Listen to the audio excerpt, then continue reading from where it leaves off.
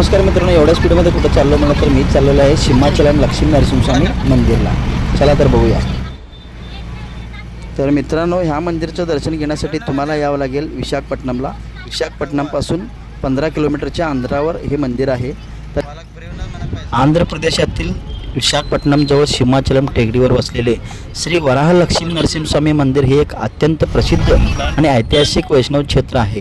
भगवान विष्णूंच्या वराह आणि नरसिंह या दोन्ही अवताराचे मिश्रण असलेली ही मूर्ती केवळ अक्षय तृतीयेच्या दिवशी भक्तांना निज रूपात म्हणजेच खऱ्या रूपात दर्शनासाठी खुली असते.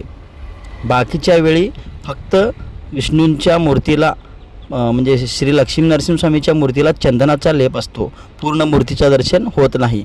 वर्षातून एकदाच ह्या मूर्तीचं दर्शन पूर्ण रूपात होतो. पौराणिक मान्यतेनुसार प्रल्हादाने स्वतः या मूर्तीची मूळ स्थापना केली होती. नंतरच्या काळात पुरुरवा नावाच्या राजाने जमिनीखाली दफन केलेली ही मूर्ती शोधून तिची पुनर्स्थापना केली आणि प्रज्वलित नरसिंहाच्या उग्र रूपाचा दाह शांत करण्यासाठी मूर्तीला चंदनाचा लेप लावण्याची प्रथा सुरू केली.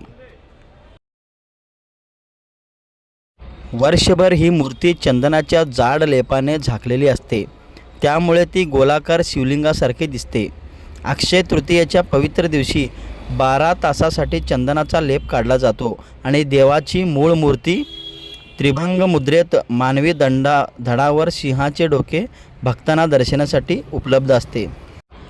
तर मित्रांनो, मंदिराच्या माहितीबद्दल सांगायचं असेल तर तुम्हाला इथे राहण्यासाठी रूमची सोय चांगली आहे, कारण संस्थेचे रूम इथे छान आहेत आणि बगीचा गार्डन मुलांना खेळण्यासाठी चांगला पूर्ण व्यवस्था केलेली आहे आणि मंदिराचा परिसर एवढा सुरेख आणि सुंदर आहे की मन प्रसन्न होतो. एक वेळा अवश्य भेट द्या.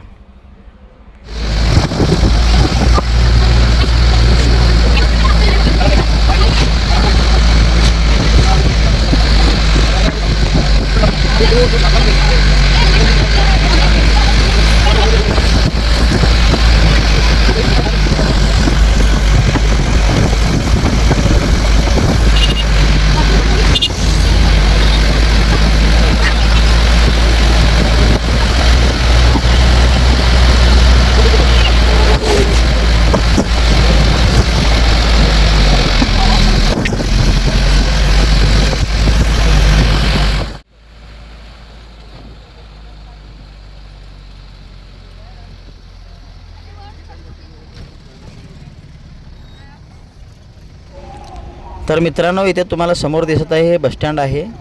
तर इथे बसस्टँडची सोय केलेली आहे. वर डोंगराच्या वर 4 किलोमीटर वर आल्यानंतर एवढं मोठं बसस्टँड केलेलं आहे इथं लेफ्ट साईडला. तर इथून आपण बसस्टँडपासून राऊंड मारून वर गेल्यानंतर पार्किंगची सोय केलेली आहे. त्याच्या उजव्या बाजूला तुम्हाला राहण्यासाठी सोयही केलेली आहे. उत्तम सोयीनुसार आणि रूम कमी दरात यात व्यवस्था केलेली आहे मंदिराच्या संस्थेने. खूप चांगलं वाटलं आम्हाला प्रवास केल्यानंतर. इथल्या ह्या अनुभव घेतल्यानंतर खूप बरं वाटलं.